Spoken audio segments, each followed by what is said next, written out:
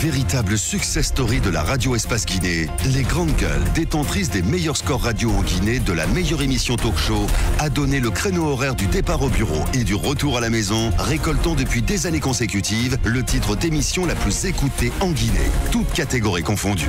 Un grand total de plus de 5 millions d'auditeurs ont été fidèles au talk show Les GG, diffusé jour après jour sur toutes les stations du réseau Adafo Média de 9h à 10h30, un exploit qui restera longtemps dans les annales de la bande FM en Guinée. Merci à ceux qui nous rejoignent sur Radio Espace Zérékoré, du côté de Koulé à Zugeta. Bienvenue, si c'est maintenant que vous le faites, ce nouveau cheval de bataille pour le gouvernement guinéen.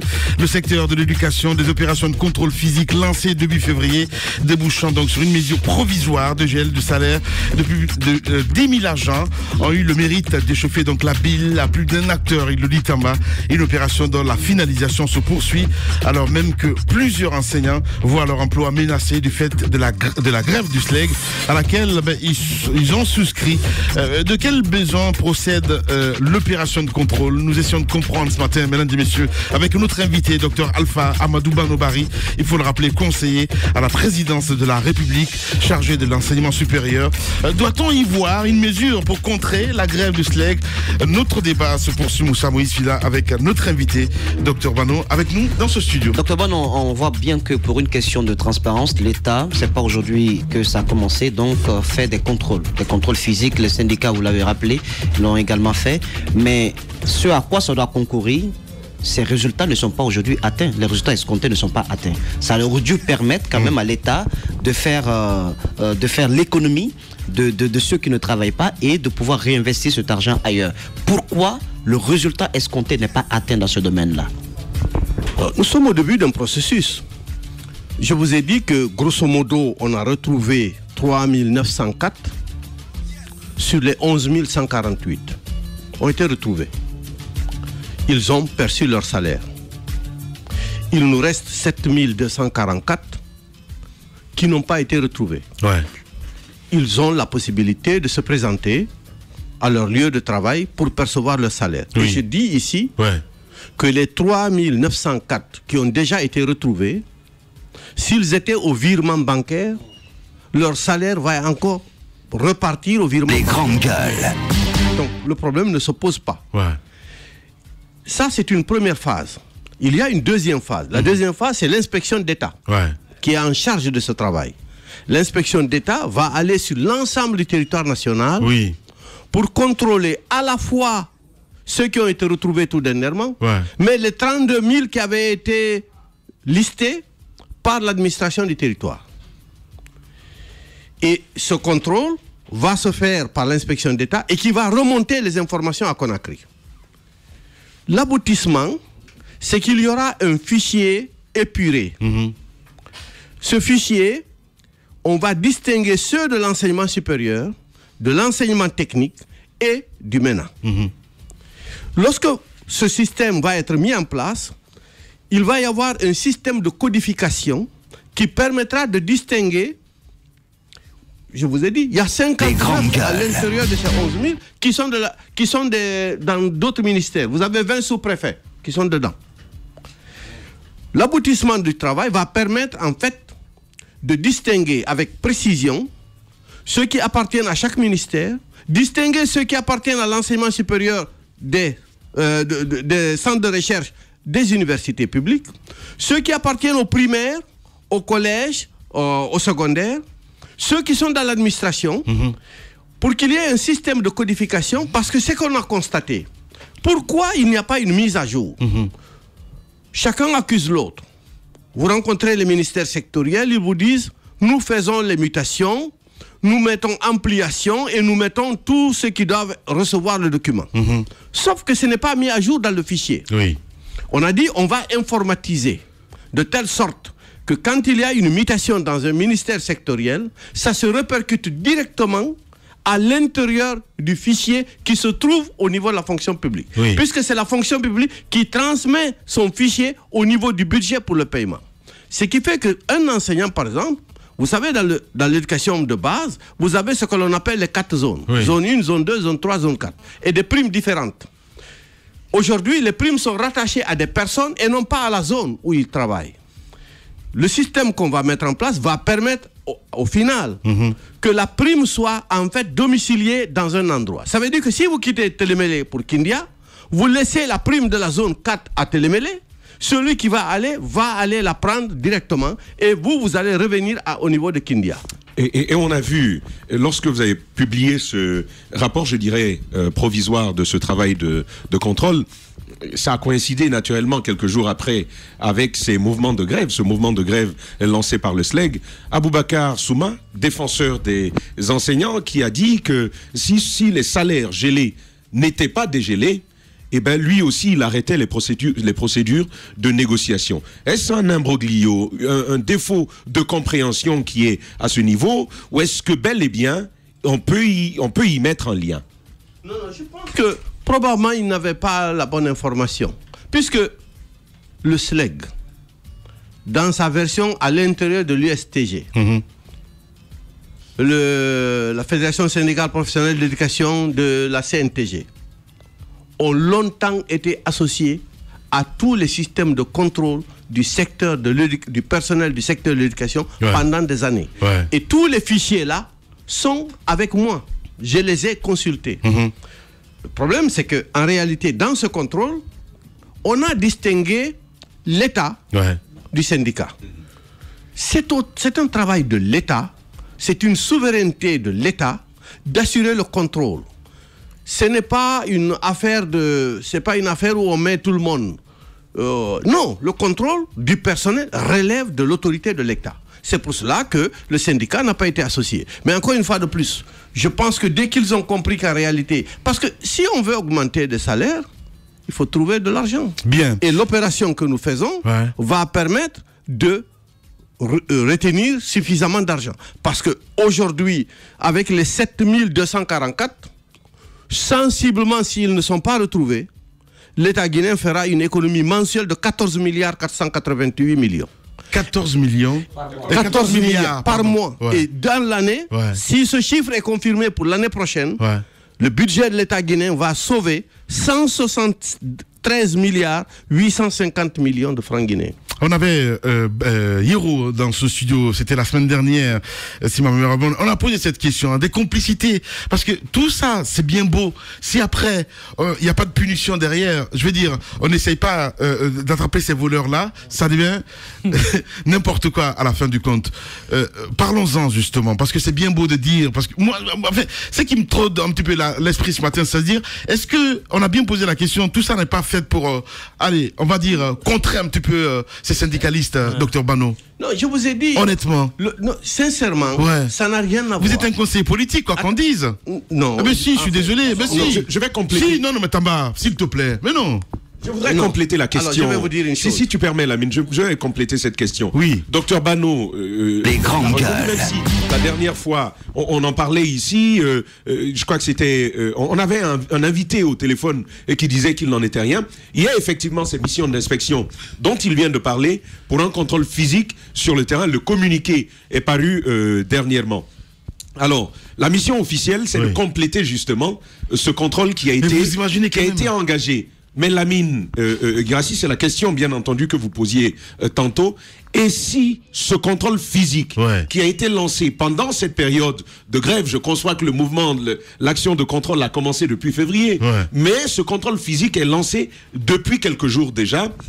Et si l'ambition était justement de constater des absences et de les punir? Bien entendu, parce qu'il y a déjà des recrutements massifs de contractuels qui sont déjà en train d'être disséminés à travers le territoire guinéen. Non, je pense qu'il ne faut pas mélanger le conjoncturel au structurel. Un État... Aidez-nous. Attendez, un État a deux ressources.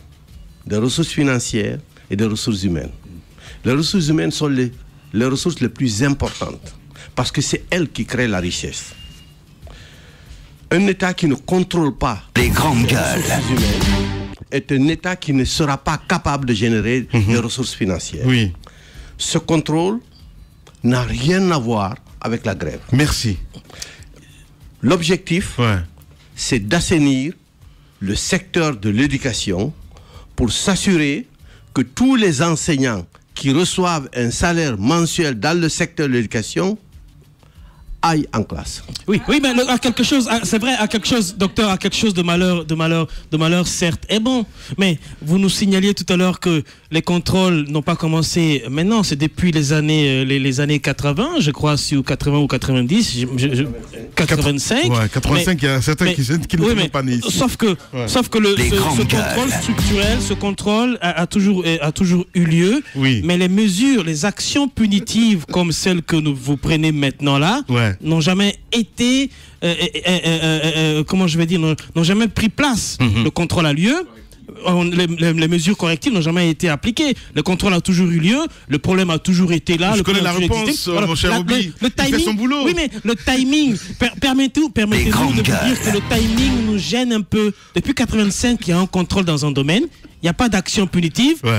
En 2018, permets-moi. En fait, quelle que soit la durée, Roby, ce que je veux dire à la décharge de M. Bano, c'est que ce n'est pas quelque chose qui doit normalement déranger Aboubacar s'il a un souci et la bonne formation des élèves. Si. Il dit que ceux qui vont se présenter, si tu te présentes, on te prend, on te donne ton salaire, donc ça ne doit pas poser. Effectivement, si des personnes sont décelées, des personnes qui ne répondent pas aux normes, ça doit même plaire à Bakar Souma parce qu'effectivement, il se bat et pour les enseignants, mais aussi pour une meilleure éducation. Donc, ce n'est pas une initiative de nature. Sauf que certainement que la mesure, elle est bonne et elle est antérieure à la grève, mais sauf qu'elle coïncide maintenant à un fait de grève. Et ces enseignants, ça commence à avoir, mais actuellement, si ça se poursuit, les enseignants qui répondent au nom du SLEG ne sont pas en classe, ils ne sont pas à leur poste. Ce que vous voulez, c'est que, étant donné on est dans une période de grève avec des discussions, que l'État arrête de travailler. Non, pas du tout. C'est pas la question. Alors là, pas du tout. Attendez. Loin s'en faut. Ce n'est pas du tout la question. La question n'est pas là.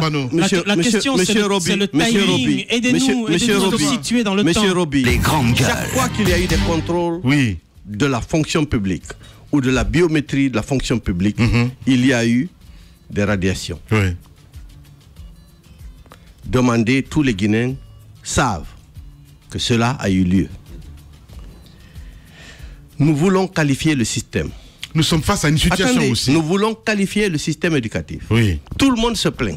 Écoutez, moi quand je vous écoute, j'écoute votre radio, j'entends de la publicité d'écoles nouvelles qui sont créées. Vous savez, l'un des indicateurs pour faire sa bonne publicité, c'est quoi?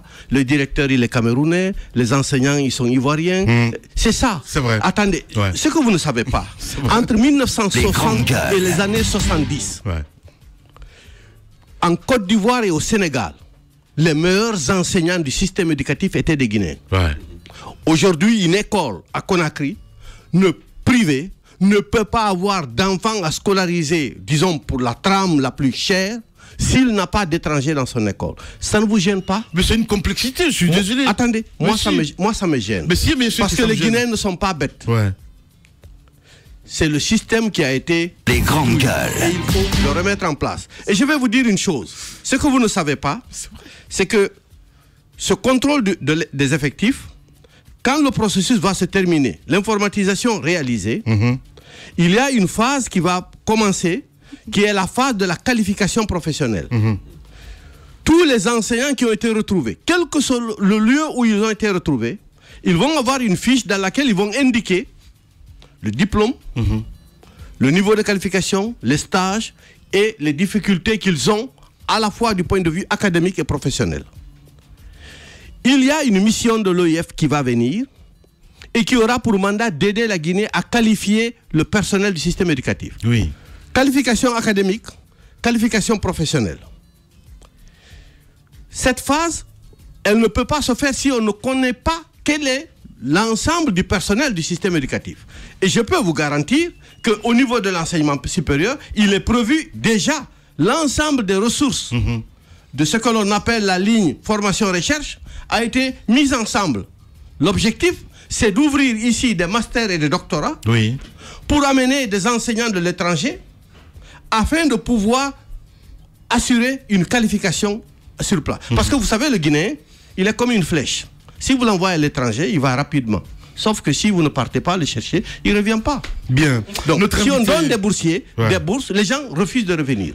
Donc, voilà pourquoi. C'est-à-dire, on ne peut pas améliorer le système si on ne connaît pas d'abord quel est l'état de toucher la plaie, hein, c'est important. Docteur Bano, notre invité ce matin chez les juges. Allez-y, ma fille. Alors c'est pourquoi, à défaut de soutenir quand même cette réforme, Souma n'a pas à faire de ça l'élément. Qu'est-ce que tu as contre Souma? Non, mais non, attendez quand même. Lamine, on dénonce, on veut des réformes. Eh bien, lorsqu'il y a des réformes, qu'on les accompagne. Qu'ils parlent des 8 millions, mais alors qu'ils ne fassent pas de ça un blocus pour aller au dialogue. La question que je veux poser. Mais c'est grave. C'est très grave, ma fille. La question que je veux poser, c'est le travail qui est fait en amont. Oui. Aujourd'hui, vous nous donnez des chiffres tout à l'heure sur le niveau des enseignants au primaire, au collège, au lycée, à l'université. Après, ce sont quand même des profs qui sont déjà là et ils sont recrutés. Quel mécanisme est mis en place aujourd'hui? Parlez-nous de ce mécanisme pour nous donner quand même, avant que ceux-ci ne rentrent, pour nous choisir les meilleurs, ou bien c'est parce qu'à la base, on a le choix entre les mauvais? Non. Alors, regardez, la qualification, écoutez, il n'y a pas de mauvais Guinéens. Il y a des Guinéens qui sont victimes d'un système qui les a rendus mauvais. L'homme ne naît pas bête.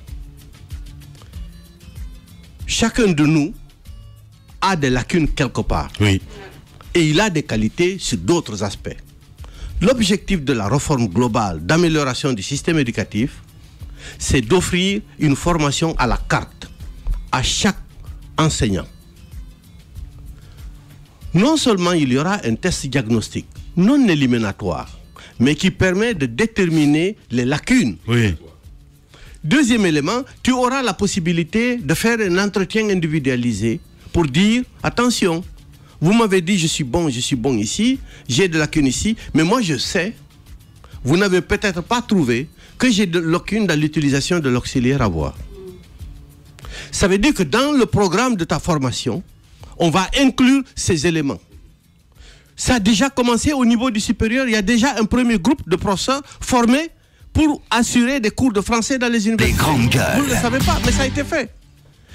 L'objectif final,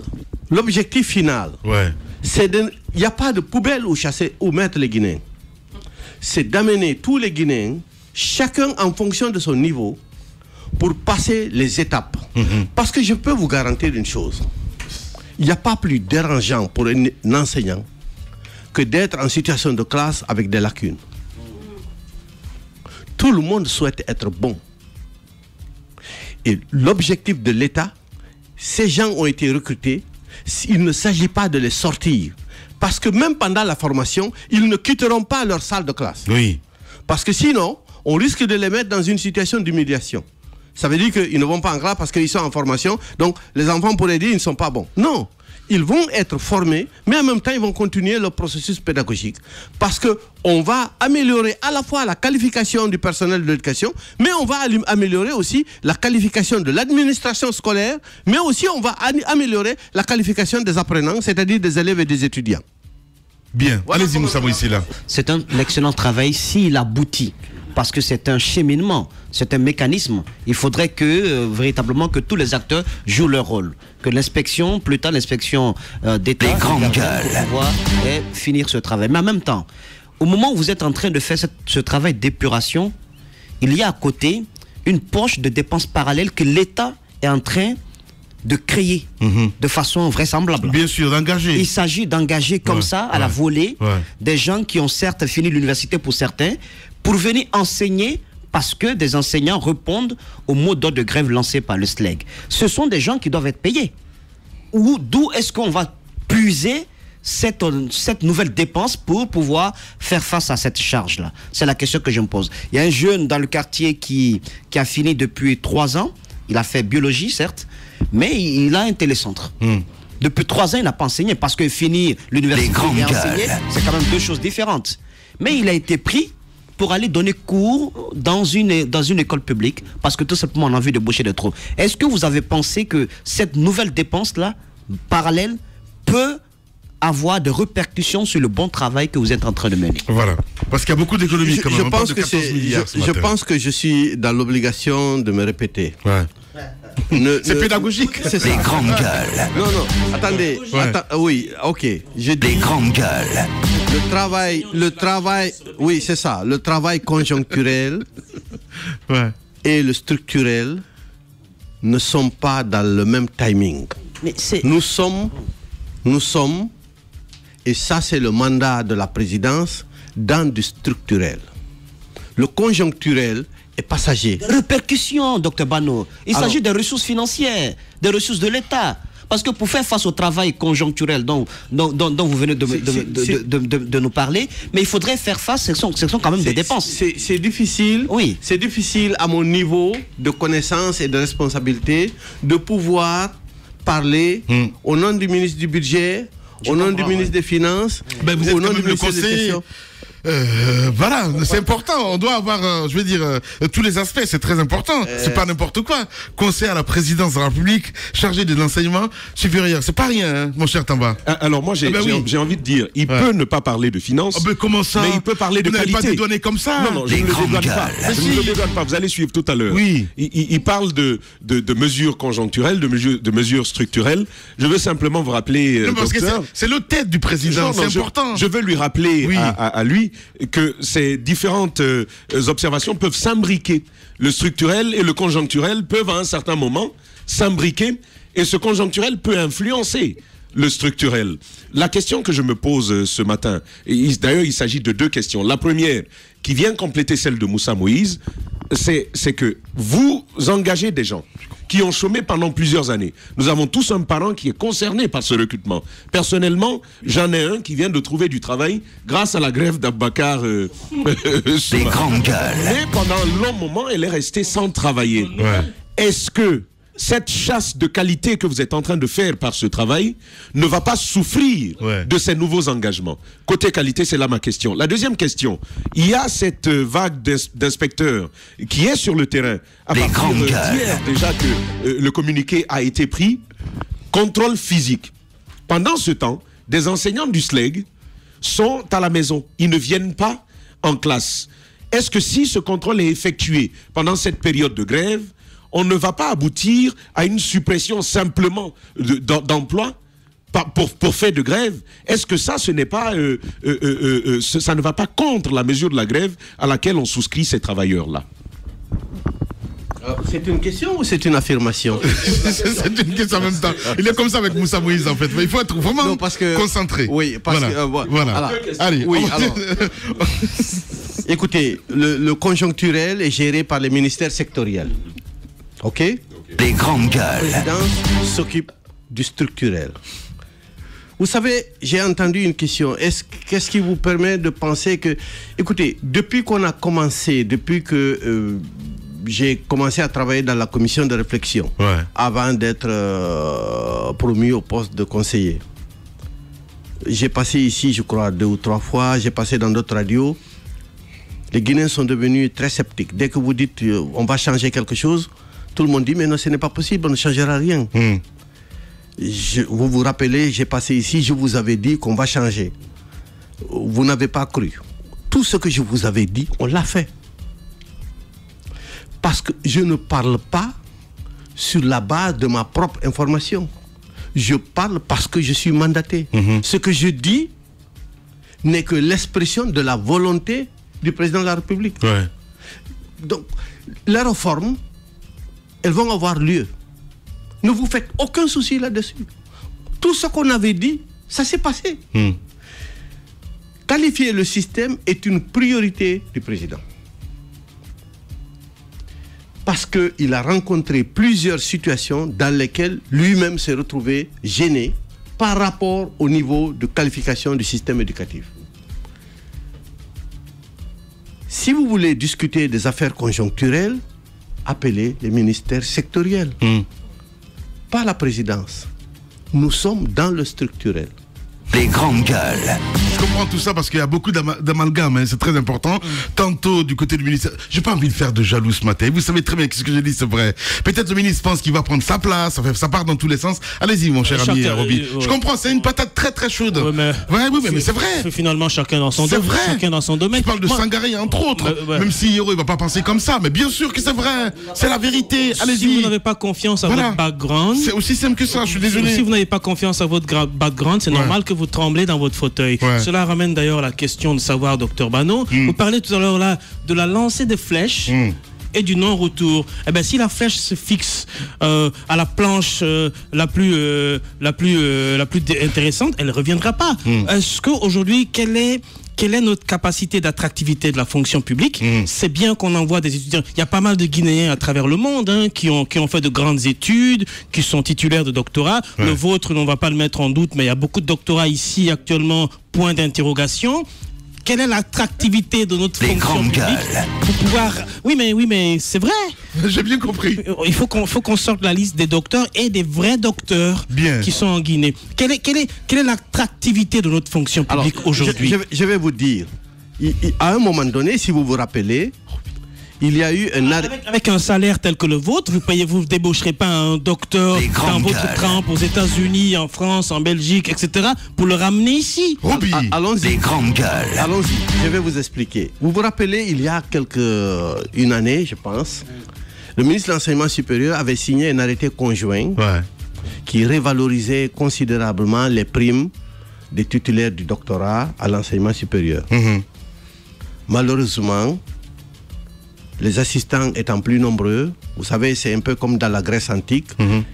Quand il y a beaucoup plus d'esclaves que de nobles, les esclaves peuvent se révolter et détruire les nobles. Ils ont voulu aller à la grève et en réalité, le ministre a abrogé, annulé tous les pays pour amener de la qualité dans le système éducatif, en tout cas au niveau de l'enseignement supérieur, ont utilisé les mêmes stratégies. L'attrait financier.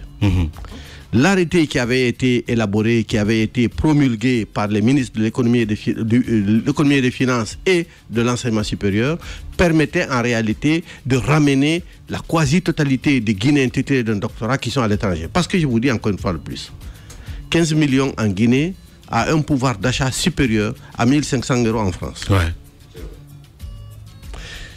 Donc, et ça, on va le ramener pour le remettre en place, pour permettre... Vous avez plein de jeunes Guinéens en Côte d'Ivoire qui n'ont même pas la possibilité d'être assistants et qui ont le doctorat. Au Sénégal, la même chose. Tous ces pays ont utilisé. Vous avez raison, on va utiliser. Maintenant, si vous voulez connaître si quelqu'un a le doctorat ou pas, mais c'est très simple, Roby. S'il a fait ses études en France, vous partez dans un site qui s'appelle SUDOC, Système universitaire de documentation, SUDOC. Et vous tapez son nom. Voilà, c'est simple. Si c'est aux États-Unis, vous demandez l'université dans laquelle il a étudié, vous partez sur le titre et vous tapez son nom. On vous sortira, y compris sa thèse. Voilà, docteur Bano, notre invité ce matin chez les GG. Véritable success story de la radio Espace Guinée, les grandes gueules, détentrices des meilleurs scores radio en Guinée de la meilleure émission talk show, a donné le créneau horaire du départ au bureau et du retour à la maison, récoltant depuis des années consécutives le titre d'émission la plus écoutée en Guinée, toutes catégories confondues. Un grand total de plus de 5 millions d'auditeurs ont été fidèles au talk show Les GG, diffusé jour après jour sur toutes les stations du réseau Adafo Média de 9h à 10h30, un exploit qui restera longtemps dans les annales de la bande FM en Guinée.